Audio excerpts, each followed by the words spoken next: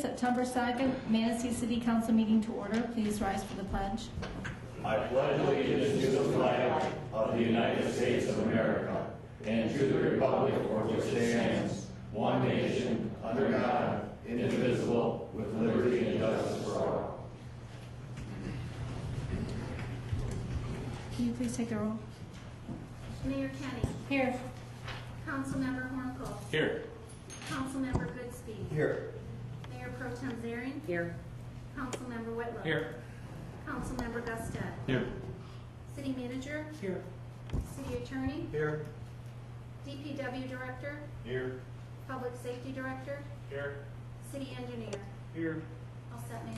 Thank you. Before we get moving on tonight's agenda, it's not very often that council gets to recognize some outstanding behavior, not only by our citizens, but also by the men and women who serve the city. So it's our privilege tonight to award some of our men in blue an award tonight, a Life Savings Award. So if you can, Chief Bachman, please come up here and help me present these. Mayor, I'd like to present Officer David Shands, Captain Mark Cameron, Captain John Petty, and Firefighter Paramedic Chris Jeffries. If you guys would join us up here at the front, please.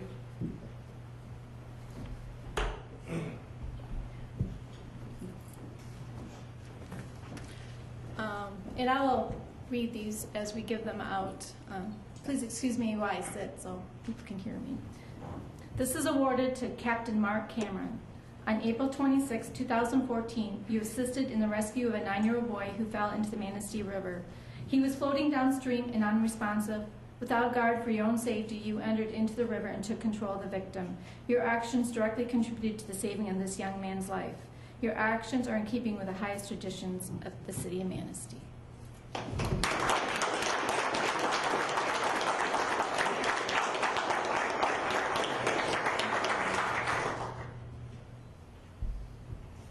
Next, I'd like to present the award to FF Medic Chris Jeffries. On April 26, 2014, you assisted in the rescue of a 9-year-old boy who fell into the Manistee River.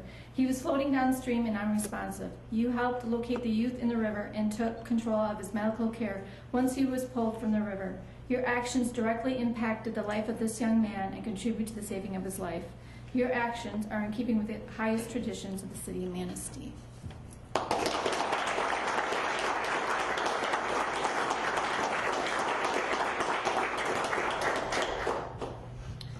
Next, I'd like to award Captain John Petty. On April 26, 2014, you assisted in the rescue of a 9-year-old boy who fell into the Manistee River. He was floating downstream and unresponsive. Your assistance to Captain Cameron and the child in the water contributed to saving his life. Once on the dock, you provided rescue breathing and immediate action to restore his vital functions. Your actions are keeping in with the highest traditions of the city of Manistee.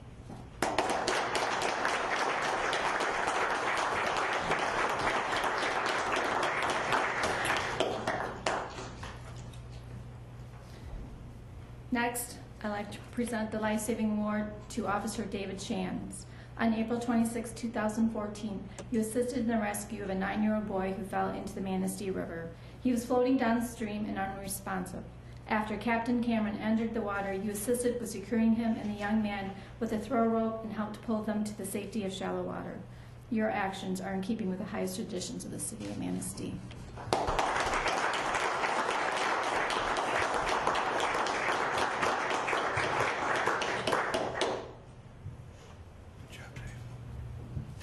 And lastly, I'd like to present the Life Saving Award to Chief David Bachman. On April 26, 2014, you assisted in the rescue of a 9-year-old boy who fell into the Manistee River. He was floating downstream and unresponsive. Your assistance to Captain Cameron and the child in the water contributed to saving his life. Once on the dock, you provided rescue breathing and immediate actions to restore his vital functions. Your actions are in keeping with the highest traditions in the city of Manistee.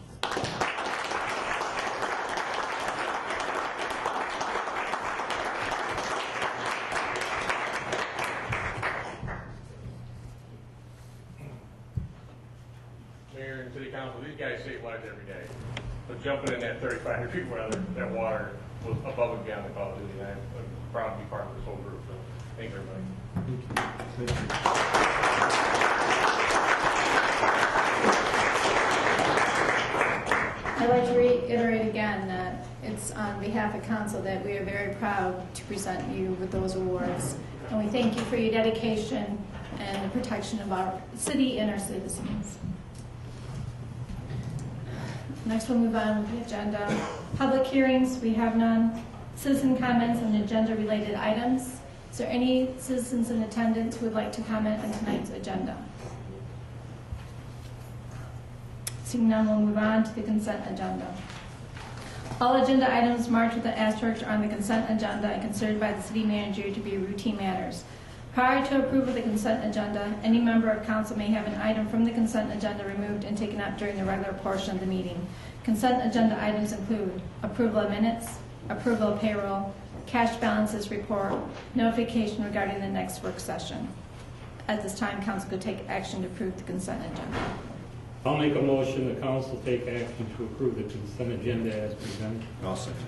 I have a motion by Councilmember Hornko, support by Councilmember Goodspeed to approve the consent agenda. Is there any discussion? Seeing none, can you please take the roll? Councilmember Gustet. Yes. Councilmember Whitliff. Yes. Mayor Pro Tem Zering. Yes. Councilmember Goodspeed. Yes. Councilmember Hornko. Yes. Mayor Kenny. Yes. Motion approved, Mayor. Thank you. Unfinished business, we have none. New business. Consideration of local revenue sharing board grant applications. The local revenue sharing board distributes 2% from the Little River Casino. The deadline for the 2014 Cycle 2 application is Friday, September 5th, 2014. The city staff has prepared grant applications for submission to the LRSB. Is there a motion to approve?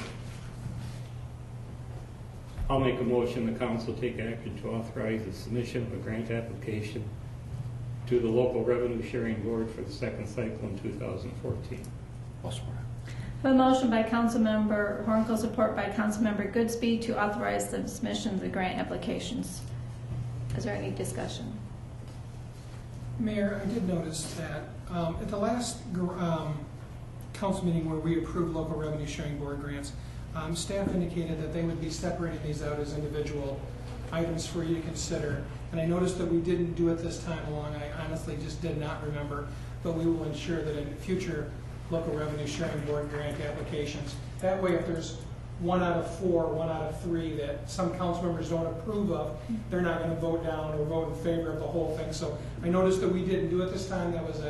I missed that opportunity, but I'll ensure that the next, so that would be the first cycle of 15, that we make sure that we have those individually listed so council will actually vote on every individual local revenue sharing board grant. So my apologies for missing that this evening.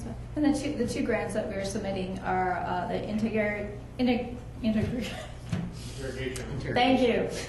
Room video recording system for $6,220 and the spay and neuter feral and stray cat program, $3,500. Is there any discussion or concerns on any of these two grants? In fact, I can't pronounce a word. Seeing none, can you please take the roll? Councilmember Whitliff. Yes. Mayor Pro Tem Zering. Yes. Councilmember Goodspeed. Yes. Councilmember Hornko. Yes. Yes. Kenny. Yes. Councilmember Gustet. Yes. Motion approved, Mayor. Thank you. Consideration of introducing ordinance 1407, chapter 606, animal amendments. The Ad hoc Domestic Animals Committee first met in July of 2013 to undertake a review of the current ordinance.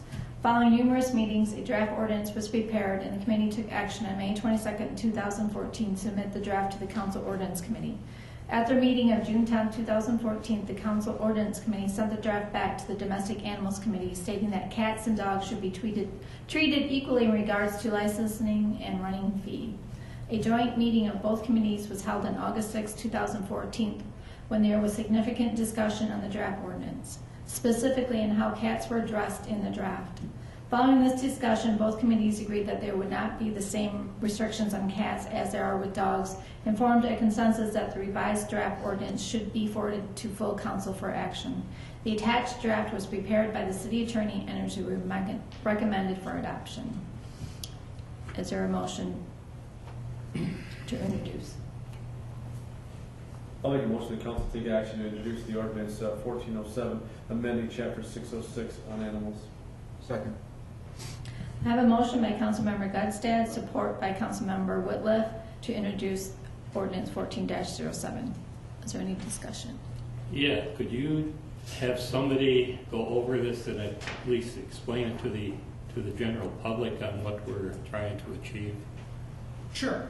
Well, let me find that particular ordinance, Councilmember Hunkel. Oh, thank you very much. The previous ordinance, I believe, was drafted in the 60s, and it really had not been touched since the 1960s. We had a draft citizen committee, an ad hoc committee, which consisted of Mr. J.R. Nelson from the County Animal Control, Jason Halyard from the City Police Department, Chief Dave Bachman for the City Police Department, Carol Pasco, Citizen Representative, Britt Gouda, if I'm saying that correctly, Gouda. She is the Homeward Bound Animal Shelter Director, Mayor Kenny, Roger Zielinski, Citizen Roger Zielinski. Who am I missing? I think that's everyone on that committee. We met numerous times looking at how to revise this particular ordinance. There were considerable discussions on, at some point in time, there were considerable discussions on the domestic animals as well as livestock and such. Can you go over quickly how the state law changed to address this also? State law change eliminated really all our concerns with regard to livestock. The change basically provides that a city with a population like the city of Manistee is able in its ordinance to authorize housing of livestock on property within the city, but if it doesn't, then it's not permitted. And that was a pretty significant change in the law. So we decided not to address that at all. The Right to Farm Act issues that we had concern about before just are no longer happening. So the chicken issue is a non-issue anymore? Correct. Can't have chickens in the city? That's what the law indicates, yes. Okay. Now, we likely still have some, but it's... Chickens, geese. Goats. Somebody has goats. Right. So we looked at the ordinance. We chose not to duplicate the ordinance where there was state law. Already there was a state law precedent in regards to vicious animals and things of that nature. So we chose not to have duplicate language in our ordinance that there was also in the state laws that could be enforced by the police department.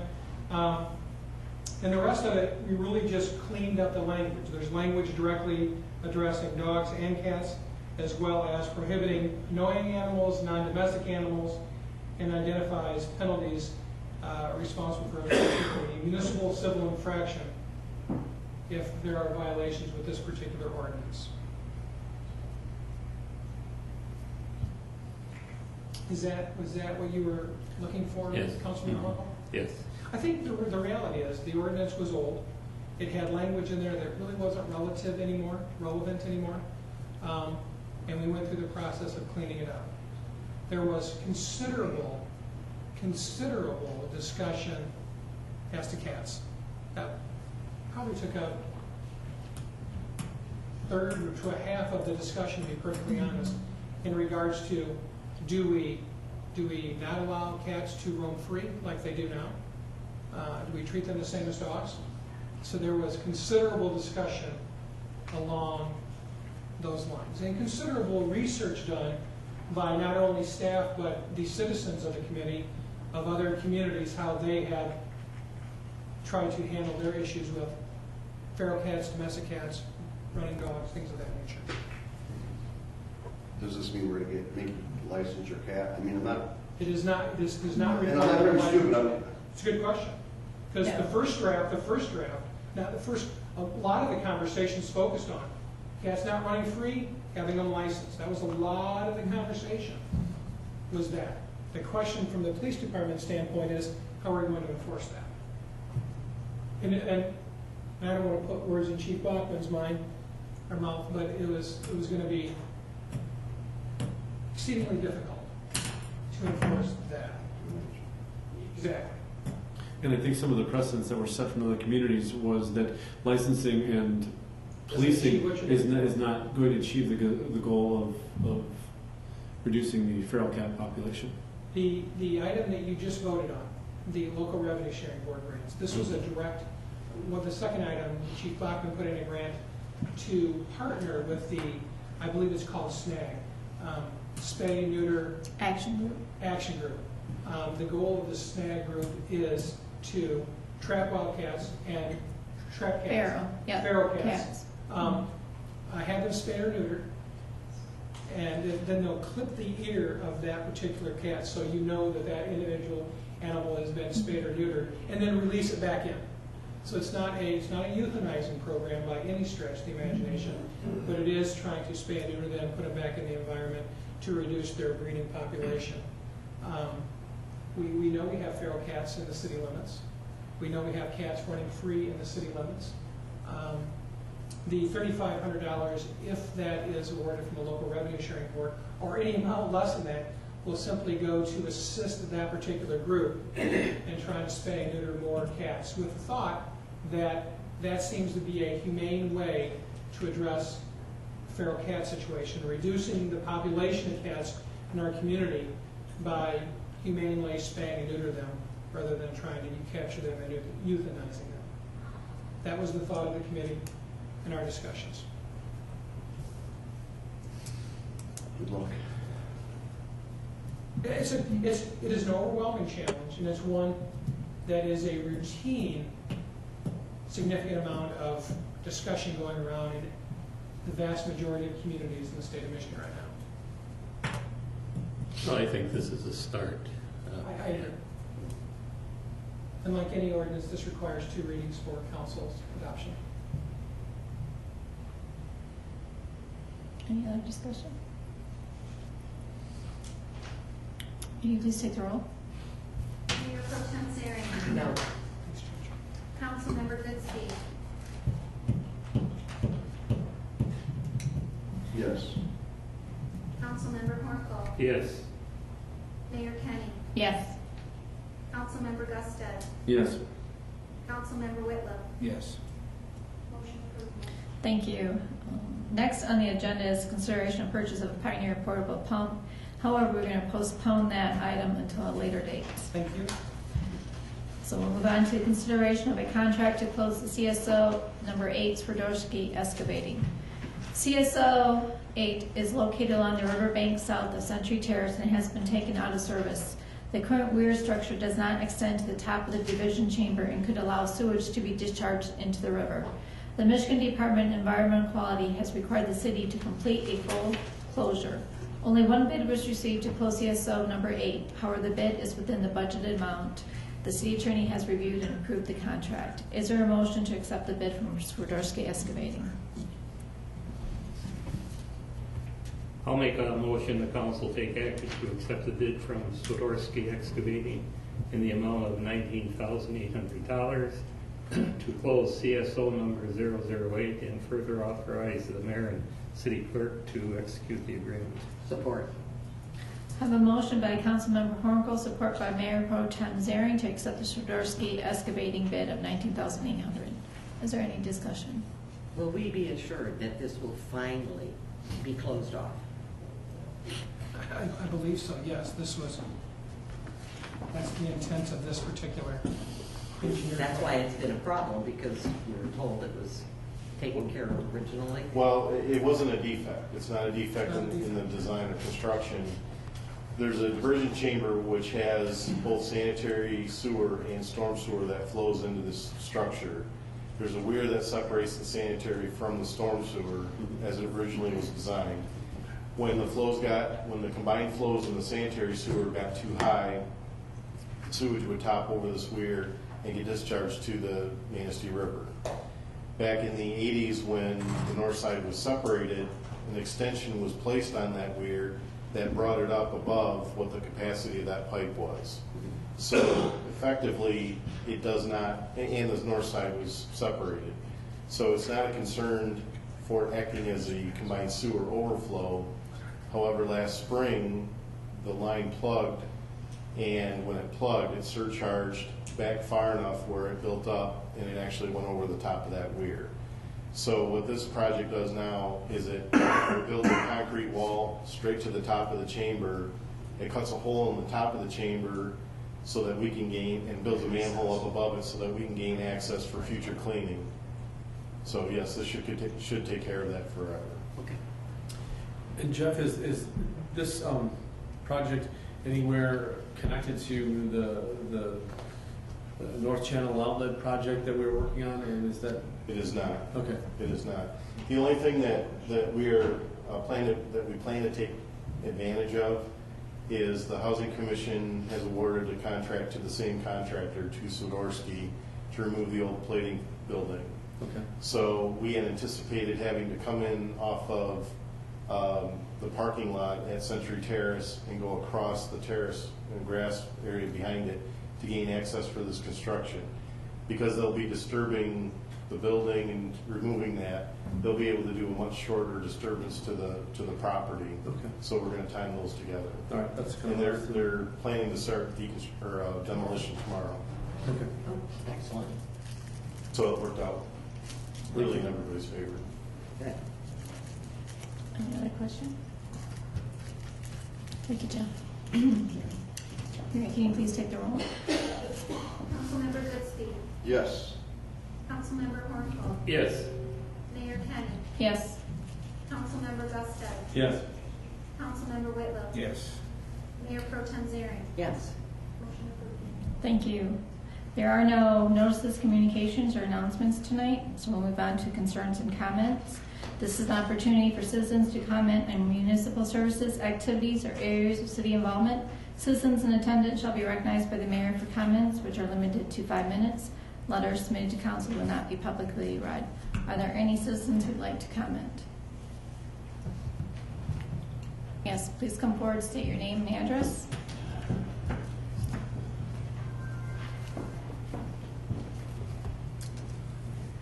Judy Carl, 159 Quincy Street.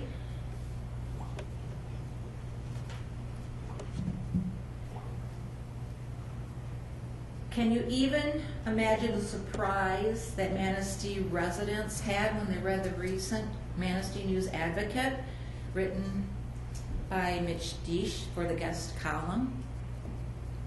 Deesh. City residents were extremely surprised at the last statement where Mr. Deesh wrote that he would appreciate hearing from citizens on the water and sewer rates and other concerns. It did not appear that Mr. Deesh or the City Council appreciates comments made, such as those by Ray Fortier and others in recent meetings regarding the water and sewer rates. Mr. Fortier wasn't even thanked for his comments. But Mr. Fortier's comments are being shared throughout Manistee community. Now, continuing with the theme of appreciation, did any of you appreciate the ad that was in the paper this weekend that clearly showed that the remarks in the guest column had omitted important information? That information was that the city began adjusting the water and sewer rates in 2005 so that the oil and gas fund could be used for capital project fundings, which actually just went to the Ramsdale and the city marina. It appears that the city of Manistee has a huge problem in telling the same story twice. And I'll echo Mr. Fortier's question to you. What are you doing? City council members, what are you doing at the council meetings? Why is it that you cannot recall inconsistencies made from one meeting to another?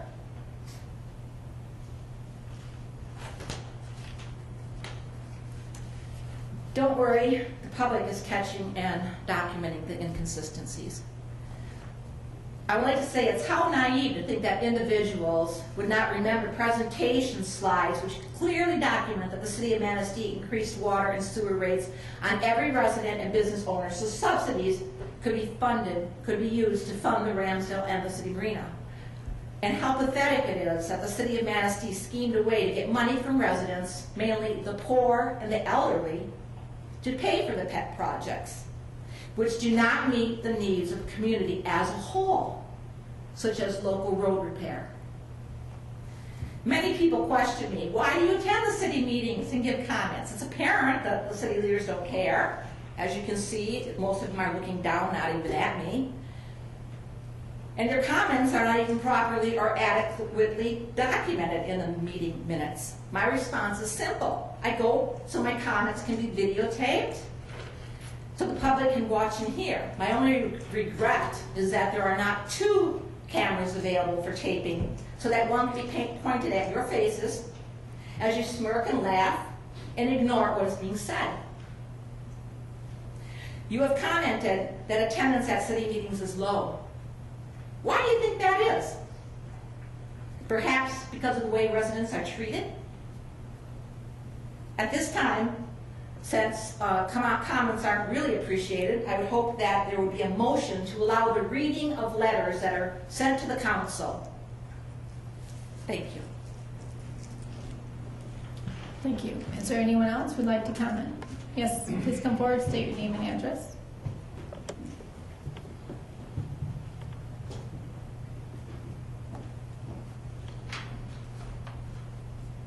Hi, my name is Linda Beaton. I live at 256 Hugh Street. I want to address the ordinance that you just introduced.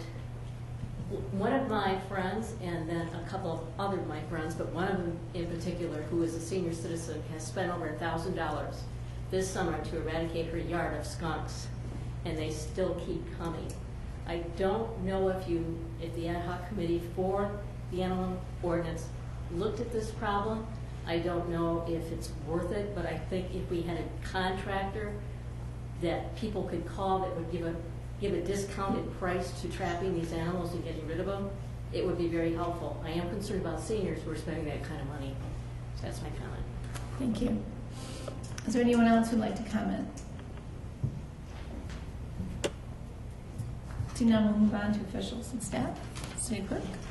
Nothing, Your Honor. City manager. Your Honor, the only one thing I want to add is that we are in a conversation right now talking about putting another agenda item in front of you for next week's work session. Jeff and I today in Kula met with Paul Swiderski.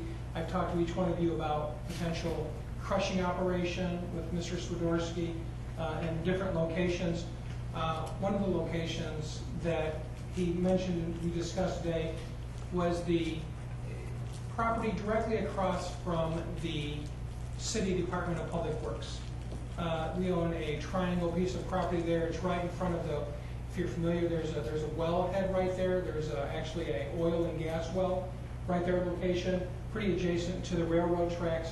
So we'll probably, it's not on your agenda, but we would be wanting to have some discussion with City Council next week about potential use of that property and trying to get some more use out of that land that currently is happening right now. So that will be on the agenda. Thank you. You're welcome. City attorney.